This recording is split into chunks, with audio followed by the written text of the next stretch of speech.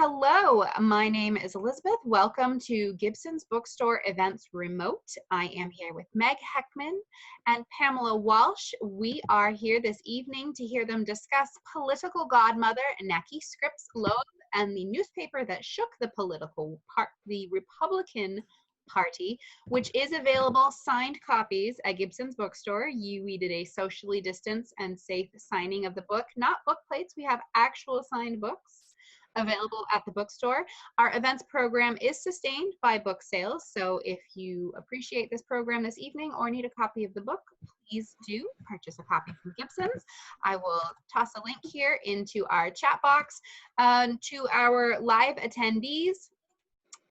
Take a couple clicks around and you can see the chat bar and the Q&A function in the app or the software. So if you have questions for Meg or Pamela this evening, you can type them in. I will be keeping an eye out for those, and we will answer as many of those as we can. But tonight, please join me in welcoming Meg and Pamela as we discuss Meg's new book, Political Godmother. Meg, thank you for joining us this evening. Tell us a bit about your book. Yeah, absolutely. Thanks so much for having me, and a big thanks to Pamela for agreeing to do this. So Political Godmother is a biography of Scripps Loeb, who, for anybody who has lived or worked in New Hampshire, probably knows her as the longtime publisher of the Manchester Union Leader, which is New Hampshire's only statewide newspaper, and it has had a rather storied history, an outsized role in national politics, particularly conservative and presidential politics, because of New Hampshire's first in the nation primary and its affinity for very spunky editorials. And the story of the Union Leader is often told through the lens of William Loeb, who was Nackie's husband and the longtime publisher of that paper from early 1950s up until his death in 1981. And he was a great story. So when the national press came in to cover the primary, he was gun-toting, litigious, completely unafraid to speak his mind, rode horses, had a giant mansion, and was just a really, really interesting kind of larger-than-life figure, very divisive. And so that story has been told over and over again, both during his life and after. But what was left out was that Nicki Loeb was very much a key figure in the success of the Union Leader from a business standpoint, and also in the Loeb's rise to national political prominence. It was very much after their marriage in the early 1950s that they were able to vault themselves to national prominence and become this power couple in the political movement that would eventually coalesce into the New Right. And for a variety of reasons, her contributions were omitted from history, to the point that the Washington Post, as recently as 2016, had to correct a story that attributed things that Nicki had written during the late 1980s about presidential politics to her husband, who had been dead almost a decade at that point.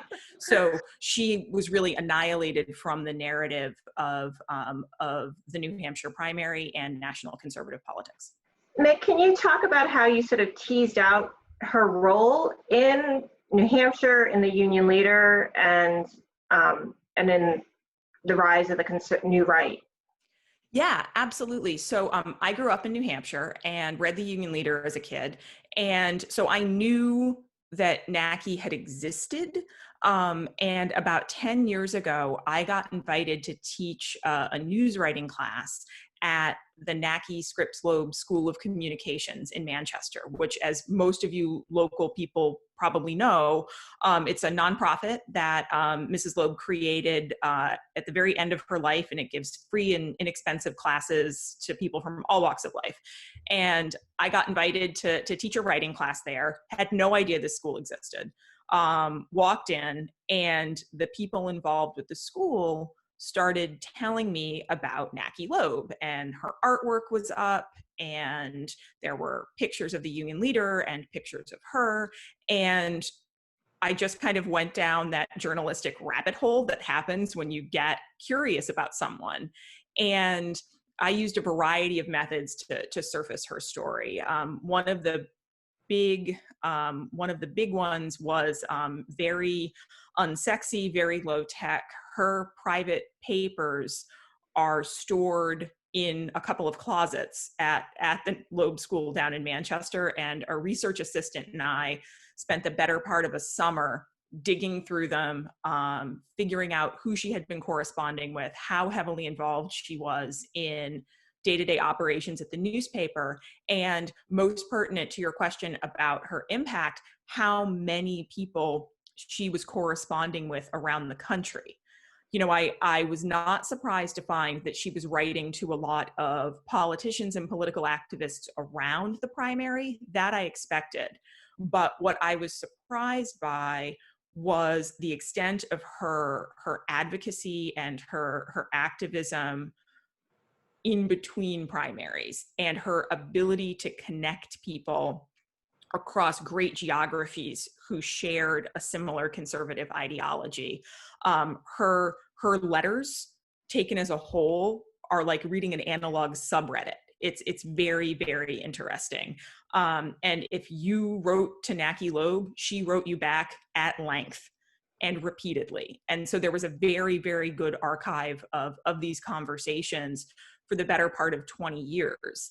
And then the other thing that helped me really figure out the extent of this analog social network of hers was using some basic digital research methods. I was able to use tools like WorldCat and some other digital libraries to really find hits on her name in other prominent figures' papers. So I was able to find that she had corresponded pretty extensively with editorial writers at other conservative newspapers, and then politicians, political activists. And so that was really interesting. And I don't know if that part of the narrative would have been as apparent even 10 or 15 years ago, before these digital tools were as available.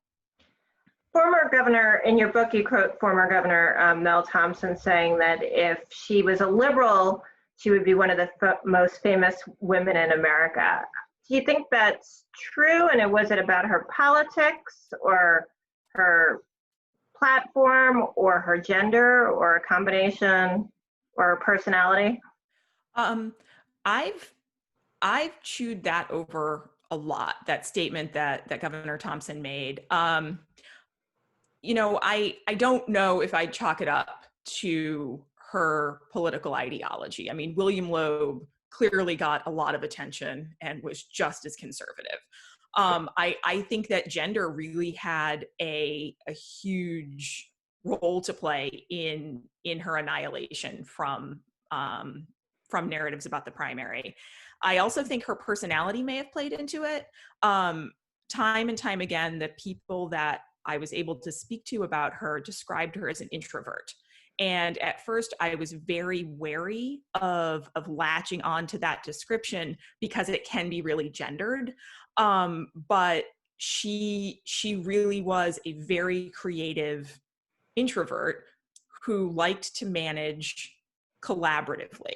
And by most accounts, was a very, very good manager. Even people I spoke to who despised her politics, who worked for her at the union leader for a long time, said she was an excellent manager, a very good boss. And they almost all said it was because she was really good at building teams of managers and kind of creating a collaborative culture. And so I think she would be the first to defer and say, oh, well, we're only this powerful, we're only this successful because of all the good people I have working for me. It's interesting that William Loeb got a lot of the credit, but she was the newspaper woman. She came from the newspaper family. She came from that tradition. But at the end of the day, she was also a big political figure. So was she a journalist or was she a conservative activist? I think she was a very savvy newspaper woman. especially on the business side of things, and a conservative activist. I think she was able to use her position in the home of the first in the nation primary and as publisher of the state's only statewide newspaper to really influence the conversation around elections, both locally and when it came to the presidential races nationally. And then I think most interestingly and enduringly, she was able to connect like-minded activists across great distances. And she did that through mail. And then she and her colleagues at the Union Leader created a newsletter in the late 1980s. It was called the Union Leader Reader. And it was this aggregation of all of the paper's opinion content roughly every month. And they sent it out in the run-up, I believe, to the 88 elections. And it was really well produced, and it was letter-sized paper. So it was a small tab, and they just put it in the mail, and it was free, and it would get shipped to Capitol Hill. It would get shipped all over the country. And I found evidence in her files and in other people's files of other activists mimeographing her work, putting it in their own conservative zines and sending it out to their following. So we really had an analog amplification of her voice far, far beyond the boundaries of New Hampshire and far, far beyond the traditional primary election cycles. And the newsletter was part of that. Her letters were part of that. She was also an active presence on C-SPAN. And it wasn't just other conservative activists she was talking to. She was talking to the president, several presidents on a frequent basis. Oh, yeah. This woman was incredibly well connected. So first I'll take the C-SPAN piece. So NACI's rise to publisher coincided with C-SPAN's rise to national prominence. And to say this woman, she was a self-described C-SPAN junkie. There's a great story that didn't make it into the book, and I think it's very pertinent given that we're all in spaces where we had to develop the scenery behind us so it looks okay. She watched so much C-SPAN that she once wrote a letter to Brian Lamb, the head of C-SPAN, that they needed to move a vase that was on a bookcase behind some speakers because it looked like it was coming out of their guests' heads. And sure enough, she was right, and C-SPAN moved the vase. So, and that didn't make it into the book, but she, not only did she watch a lot of C-SPAN, she was a regular figure. And whenever C-SPAN would come to New Hampshire to broadcast, they would put her on air. She would sit for hours and just take phone calls. In the run-up to the 1984 primary, the network did a day in the life of the Union Leader, where national viewers saw her, the only woman in the room, with a whole bunch of men in suits crowded around her desk, and she was giving orders and telling them what to do. And it just presented this very unusual image of a newspaper person, and people latched onto that. And every time she appeared on C-SPAN, I found evidence of an increase in mail subscriptions to the Union Leader from out-of-state readers who read it for its ideology.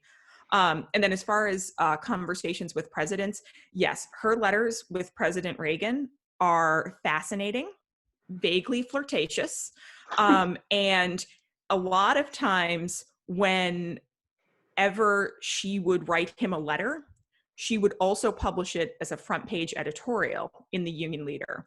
And then sometimes she would do other things, like write a haiku for his birthday and publish that on the front page of the Union Leader.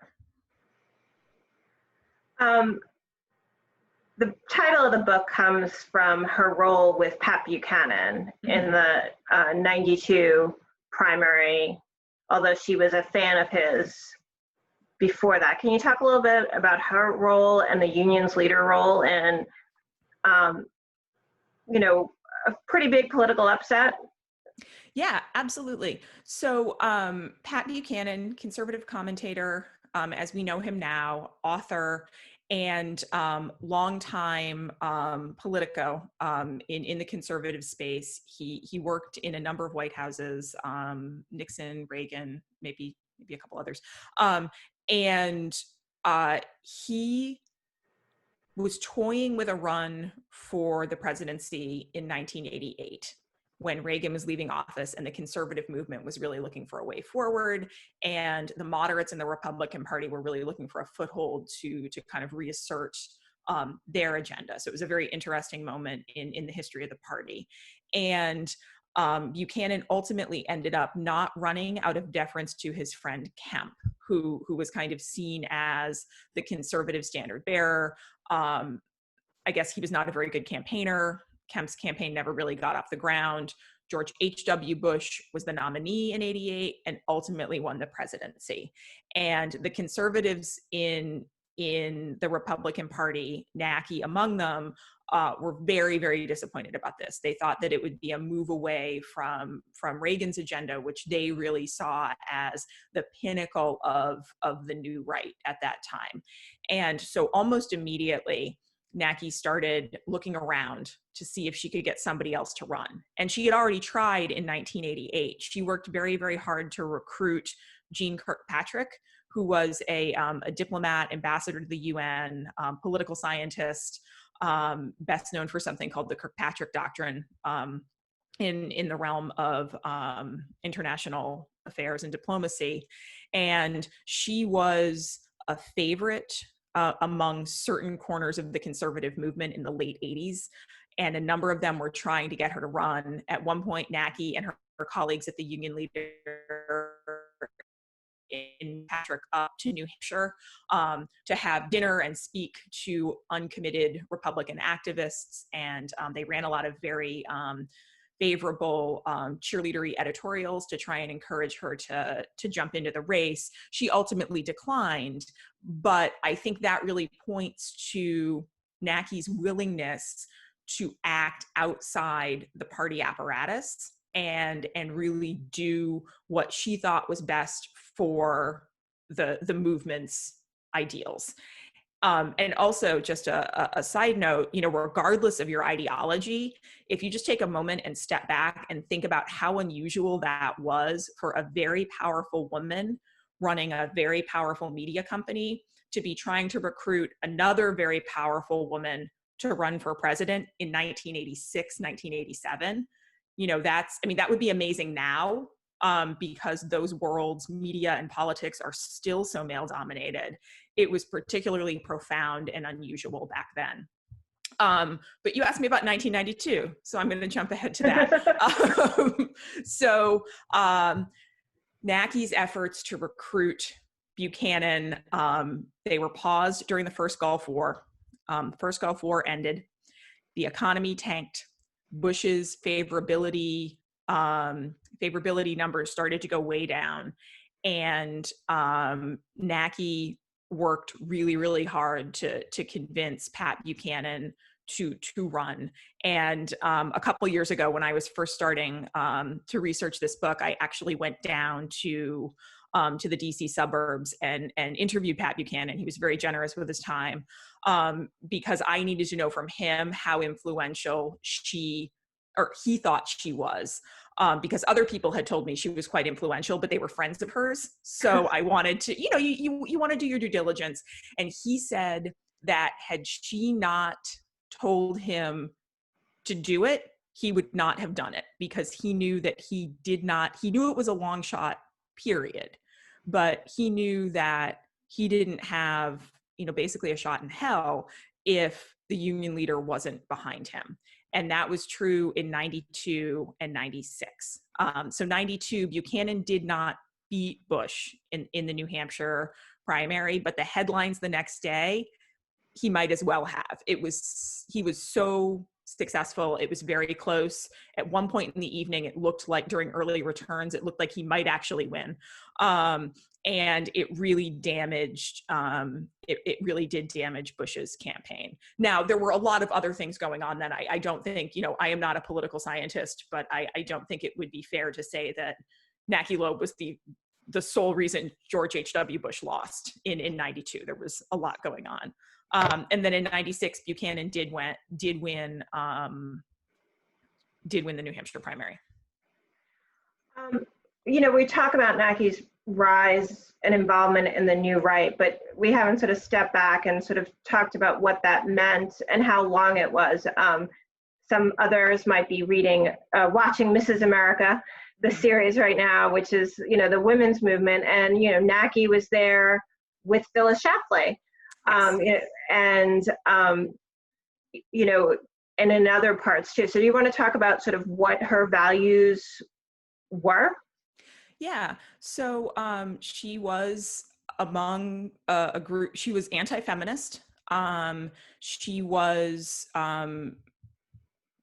anti-LGBTQ rights and any recognition of that community right up until the mid to late 1990s, using language that I found and find very troubling.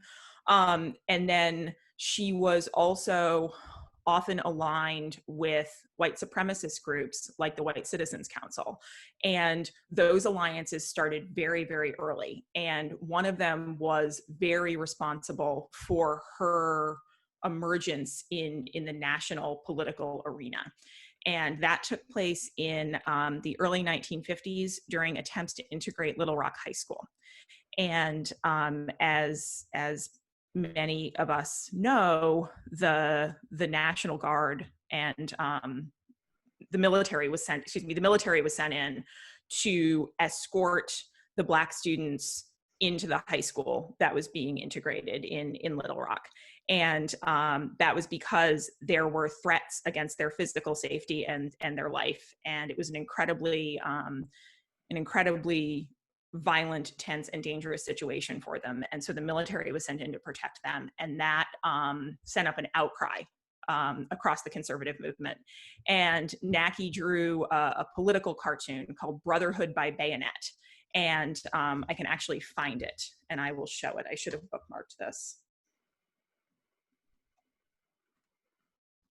Seems pretty, yeah. Yeah, you can see it right there. And it says, "Love each other or else." And that cartoon appeared next to an editorial that William Loeb had written, with a similar sentiment, opposed to mandated integration of public schools. And that cartoon appeared next to that editorial, and to use a modern term, it went viral. I found evidence of that in digital libraries and personal papers all over the country. It was printed on bumper stickers, on pamphlets, and in magazines and other periodicals used by white supremacist organizations like the White Citizens Council. And her work was celebrated by the White Citizens Council up into the early 1980s when it disbanded. So she was very, very much a part of that movement because of that cartoon. And yeah, so I mean, that cartoon and her decision to align herself with white supremacist groups really did help grow her national profile during the 1950s. And was there any evolution in her thoughts or writings on that topic that you could see in? I didn't, not in her personal papers and not in her editorials. I mean, she was vehemently opposed to a Martin Luther King holiday here in New Hampshire, and I think New Hampshire was the last state in the country to pass it as a holiday, if I'm correct. And she really wrote a number of editorials over and over again opposing a Martin Luther King holiday. And at one point was actually trying to get a movement going to have a holiday for Lincoln instead. Kind of, okay, we're not going to honor Martin Luther King, let's honor Lincoln. I don't see how those are the same thing, but that was apparently, that was apparently something she was trying to offer up. And a lot of her writings, accused Martin Luther King of being a communist, which was a very common claim by white supremacists, the White Citizens Council, during his life. It is not true. And so that really continued, and I did not find any evidence. I do think it's important to point out that at one point in the early to mid 90s, a member of a white power movement came to New Hampshire to celebrate the fact that it did not have a Martin Luther King holiday, and Naki Loeb did distance herself from that. In what way did she wrote an editorial saying, "We don't want white supremacists here." And I think I said this in the book. I could not, I had a lot of things I wish she was still alive I could have asked her about, and that was really one of them, for a lot of reasons. But that's the challenge with writing a biography where you are relying heavily on the historical record and on, memories of people that knew her, but maybe didn't talk about certain things with her. We have some questions. Yes, we do. I will first take a bit of a station break here and mention that Gibson's Bookstore does, our events program is sustained by book sales. So if you would like a copy of Political Godmother tonight, we do have signed copies available at the bookstore, which are available for purchase either by phone or through our website. And there is a link in the chat panel here. But we do have some questions here from what was the most surprising fact you learned about Naki here? She was a tremendously talented artist. I mean, like, gifted. And she just continued to mediums. And I was just astounded. And again, just like I said, everybody I talked to about her said she was very much an introvert. Everybody I talked to about her would tell me about some just amazing art project that she was involved in. Fabergé eggs, sculpture, painting, old newspaper clippings of profiles of the Loebs from the first 3 decades of their marriage.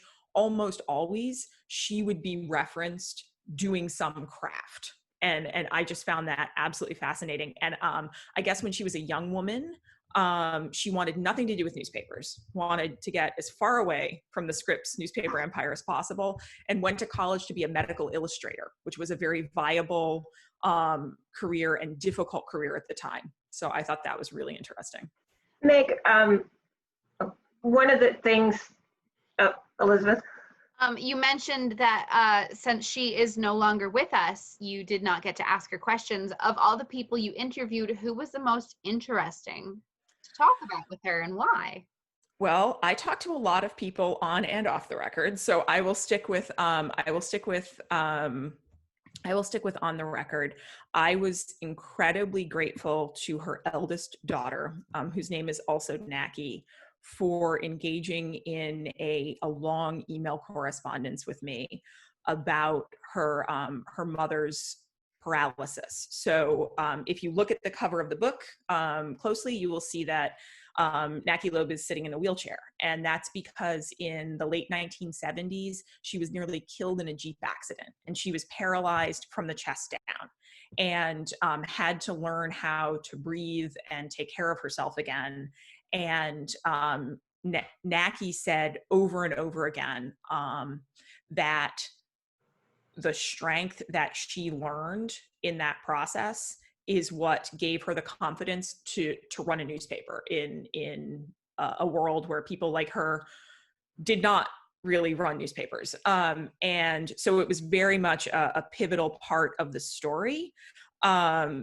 And I really wanted to be sure that I was being honest and accurate about what it actually took her to get through a day.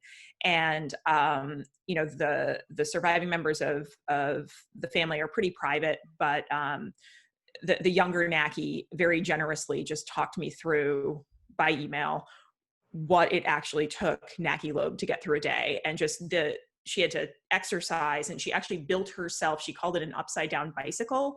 And it was like a system of pulleys and weights where she could lay on her back and get exercise. because she'd been a tremendous athlete prior to her accident and actually continued to fly fish in the Canadian wilderness from her wheelchair. So I think that conversation, it had nothing to do with politics and everything to do with the humanity of the protagonist in the book. And I'm just incredibly grateful for that. Can I just follow up on that?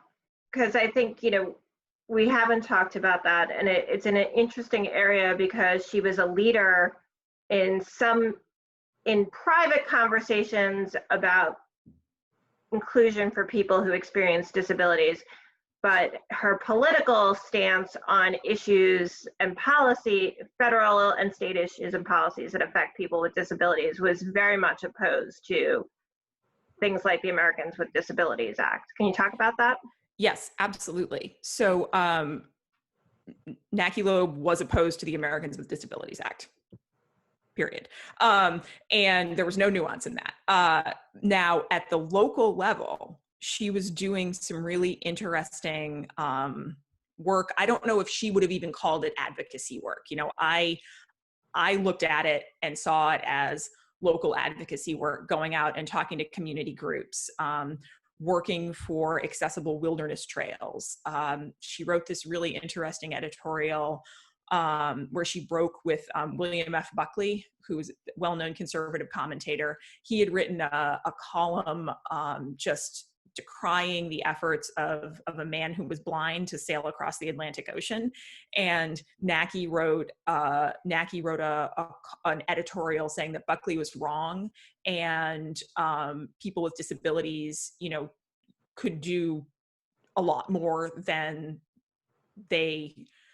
society thought they could. And so she was willing to kind of advocate for individual people, but I think her belief in a small government, particularly at the federal level, really bumped up against that. And in fact, Reagan asked her to serve on an architectural barriers board, which is this big federal permissions board that tries to make buildings more inclusive and more accessible.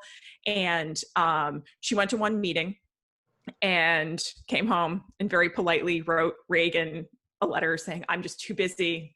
I'm running the newspapers. I can't possibly give this committee the justice that it deserves," which, she was in fact quite busy. But then she privately wrote another letter to somebody else, just a friend, saying that she couldn't bear to be part of federal bureaucracy, and that was why she had quit. So I think it is, I certainly, that was one that I had a hard time wrapping my head around, but I was also very cognizant in writing this book. I am not a person with a disability. She was. And so I really tried to let her talk about that part of her experience as much as possible. Elizabeth, I'm sorry to interrupt. I was actually we had a couple questions in chat that mentioned her views on the ADA. So that was a very timely question, Pamela. Yeah, thanks.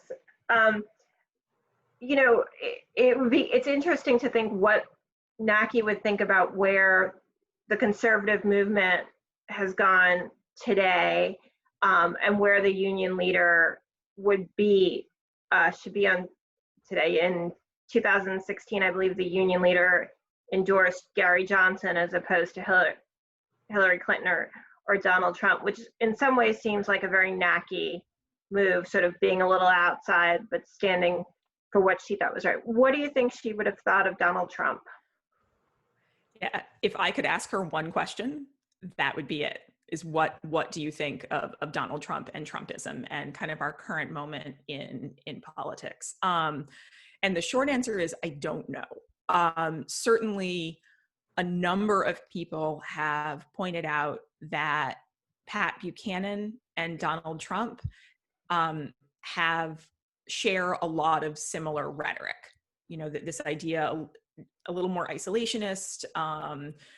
Buchanan was talking about building a wall at the Mexican border. Kind of this some very similar shared commentary. Buchanan used the campaign slogan "America First" in 92 and again in 96, as did President Trump. So there's a lot of shared rhetoric there, but they were very different men running very different campaigns in different times.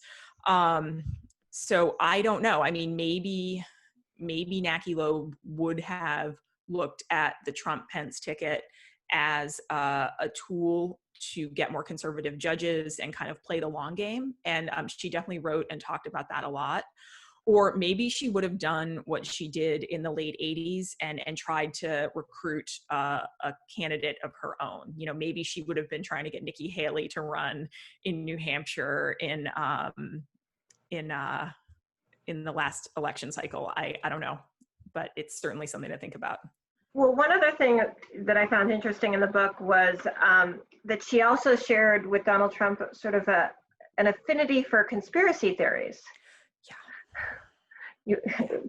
There was, I think one of the more interesting ones was there were the pandas that had been given by China to the National Zoo were having a terribly difficult time reproducing. And this was a subject of much national concern in the 1980s, apparently. I don't remember this, but it was like big news. And so Naki at one point speculated in a front page editorial that perhaps China had neutered the pandas before they were sent over. And the pandas did actually reproduce. The cubs, I don't think, survived, but they had not been neutered. So there was that, and there were a few others too. Yeah. And I think I knew this at one point, but I had not realized that Bill Loeb didn't live in New Hampshire. He lived in Massachusetts with Naki, and that's where she lived until after he passed away. Yeah, they split their time between a mansion in Pride's Crossing in Massachusetts and a ranch out in Nevada. And their arrangement was a huge head scratcher to absolutely everybody who watched them from outside and people in the New Hampshire political establishment. And I couldn't figure it out either until I learned how E.W. Scripps had worked. And so E.W. Scripps was Naki's grandfather, and he and his half-sister Ellen Browning Scripps founded what eventually became the Scripps Howard newspaper chain and Scripps Howard now. And so he was this tremendously wealthy, tremendously powerful, and tremendously eccentric newspaper baron in the early 20th century. And his newspaper company was, for the most part, based in Ohio. And he would work remotely from this compound in Southern California called Miramar, which is where Naki and her siblings grew up. And it just sounds like one part camp, one part ranch. It was just very wild and unusual. And then he would also sometimes take off on a boat and sail around the world and do everything by telegram remotely. So I think when Naki and William Loeb were kind of establishing their own newspaper company, this idea of working remotely just made sense to her because she'd watched her grandfather and then later her father do the same thing. On that topic, we do have a question from Sarah and one from Brady as well that they kind of cross over. Brady says, Naki had a national political network. What was her New Hampshire life like? What were her feelings toward her home state outside of its role in politics? And then also Sarah asks, did you find any of her early reactions to New Hampshire itself after moving here? Yeah, so after she took over the paper, she almost immediately decided to sell the mansion in Beverly, Mass, or in Pride's Crossing, and move up here. She bought a farm in Goffstown, bought land there, and built a wheelchair-accessible farmhouse that she lived on one end of it. And then for a while, her younger daughter and her younger daughter's family lived there with her. And then later in her life, it was a mix of paid caregivers and her older daughter. And it was in many ways the happiest she had ever been. You know, she would say that for the first time, she could get up in the morning and do exactly what she wanted. She didn't have to worry about what her husband wanted to do or what her kids wanted to do. And, you know, certainly she always had newspaper business, but I think she really, really loved the state and loved her place in it. You know, she appreciated natural beauty. And although she was not supportive of big government regulations, she believed in, you know, caring for nature. She loved animals. She loved her grandchildren. And I think she was very, very happy during her time here. And perhaps more so than she'd been any other time in her life. And like I said, she'd go fly fishing. I don't think she loved the snow, but you know, that's just part of the New Hampshire experience. She, you know, Joe McQuaid's review of the book, Joe McQuaid is the publisher of the Union Leader, talked about that he thought you treated her fairly despite your disdain or for her political views. And how did you mesh those two things, and sort of where do you stand on Naki Loeb at the end of this project? So that's something I really struggled with because as I hinted at earlier, you know, she aligned herself with segregationists. She was anti-feminist and said abhorrent things about the LGBTQ community. And even when viewed through the lens of her time, I had trouble with a lot of what she said. And I thought a lot about whose stories get told. You know, this is somebody who, you know, has really problematic aspects to her legacy, but it's her legacy. And this is a person who was incredibly powerful and, you know, broke ground in her own way, in fields that were very, very male dominated. And so it's her legacy, and it can be criticized, it can be critiqued, but it belongs to her and it needs to be documented. And I also think that it is an important reminder of the role that white women have played throughout American history in reinforcing segregation, reinforcing the patriarchy, and reinforcing kind of regressive social norms. And I think a lot of that we see in Mrs. America. You know, Phyllis Schlafly is often held up as an example of that. So I think it's just an interesting reminder of the role that women have played in that part of the political arena. All of that said, as I do think that Mrs. Loeb and I would have been able to find some common ground on the importance of local newspapers. She believed very strongly in local and locally owned news organizations, and actually said some very prophetic things about the risks of major corporate newspaper chains coming in and buying up local papers and not really serving the local community anymore. Speaking of prophetic statements, we have a question from Dan, which is, what do you think is the most difficult adjustment she would have to make if she were the publisher of the Union Leader today? That's a very, very good question. I think the pace, and I don't mean that in any way, I don't mean to dismiss her ability to adjust to that, but I think the pace of the news cycle is incredibly different. And I think the tone of politics has really changed. And, you know, she was very sharp in her editorials. She was not rude. And if anything, when I was trying to figure out from her papers how she really felt about something, I found myself wishing that she was maybe a little less polite, because I felt like it might give me a better idea of what she was thinking and feeling. So I think the tone and just the tremendous amount of information might surprise her a little bit, and also the much smaller budgets. You said, you know, she was polite in her editorials, and I think just going back to,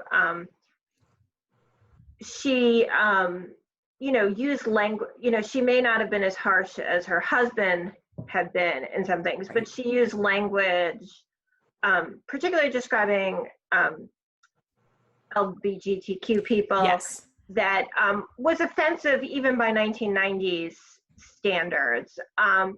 did that type of language carry over into her personal correspondence?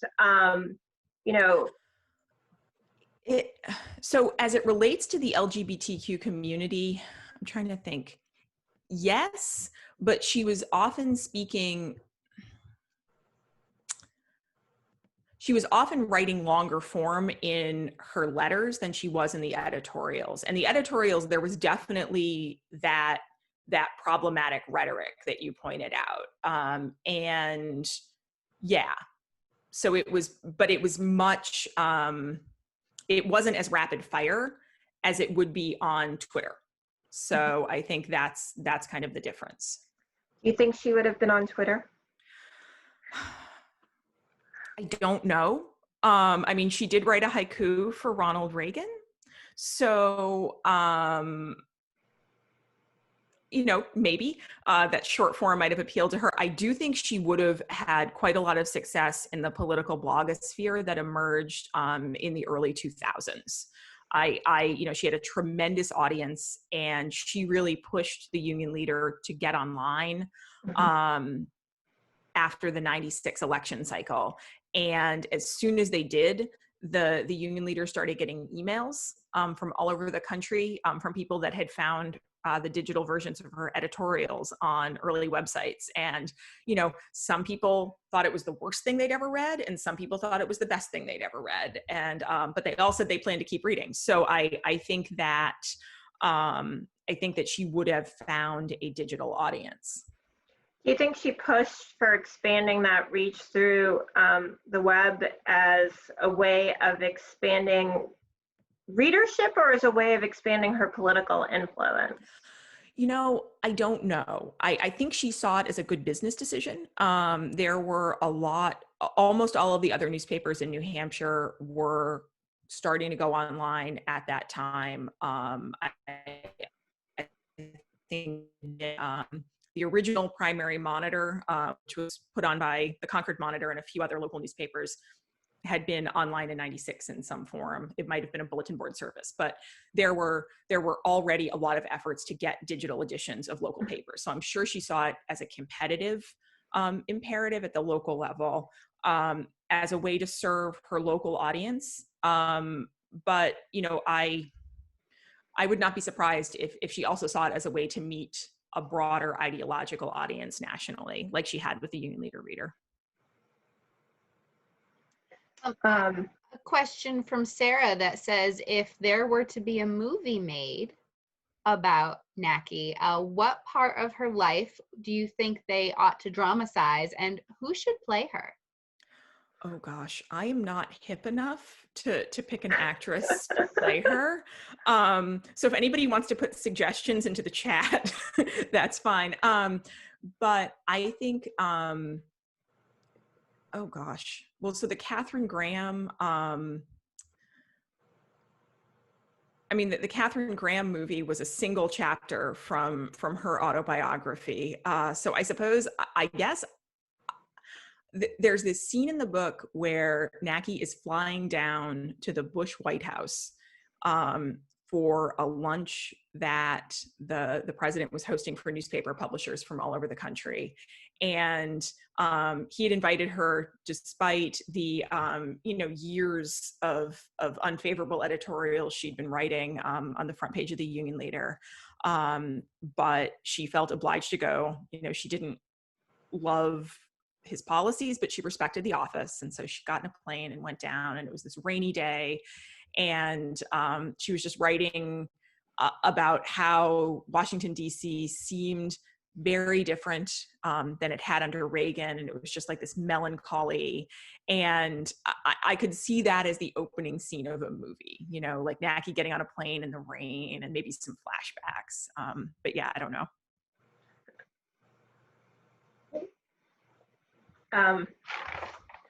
Is there anything we didn't talk about that you think people should know about the book? Let's see. The newspaper reporter's like final. No, that's a great, like, anything else? Who else should I talk to? What do you mean by that? Yeah. I don't know. I don't know. Any other questions from the group? Yeah. I'm seeing, I saw my mom and dad and my Aunt Patty pop up in the chat too. So hi, everyone. Let's see. Let me take a peek through here. Do you want to talk at all about Nicki and Bill's relationship as a couple? You know, I didn't find a lot of information about that in the historical record. They were, you know, they put out this public persona, but beyond that, they were very private. The security system that they had at their house in Massachusetts was apparently quite robust. They were very private. They were tremendously athletic. She was an amazing horsewoman, and I guess there is a family video of her riding a horse when she was 2 or 3. So she was very, very athletic, skied, hiked, horseback rides. She was apparently the best shot in the family. So she generally had a semi-automatic pistol in her purse. And as at least one journalist who was invited into the mansion in Massachusetts observed on camera on an old newsreel, that she was absolutely a better shot than Bill Loeb. Let's see. We have a question here. Do you think you would have liked Nicki if she were still alive? I've thought about that a lot. Like I said, I have real problems with the position she took on race, on gender, and on just general societal inclusion.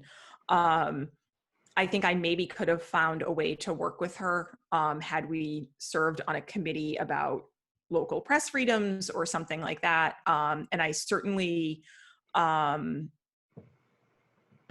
So I don't know. What I can tell you is that most people who I was able to talk to who are still alive, who interacted with her, said she was very different in person than they thought she would be based on what she was writing. This one newspaper consultant who came up to advise the union leader on some business decisions, knew a lot about the Loebs from their editorials, and he said he was just shocked by how normal and down to earth and engaged she was. So I don't know. And it was hard when I was writing the book. It was hard to coexist with her because I do disagree so strongly with a lot of her ideologies. We have Elizabeth W. wants to know, Hi, do Liz. you have any of her haiku for Reagan bookmarked? Let me see if I can find that. And I should have bookmarked that. That might be about the amount of time that we have. Okay. So while she looks for that, I will mention one more time that Gibson's Bookstore does sustain our events program with book sales. So if you would like a copy of the book, we do have signed copies, not book plates, but signed copies of Political Godmother at the bookstore available for purchase. And I guess to take us out, did you find it? I did. It's on page 81 in case anyone wants to read along. Would you please I know.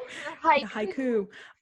So this was written on the occasion of President Reagan's 76th birthday. And it opened with, "Commies are red, the budget is blue, but Nancy is sweet, and so are you."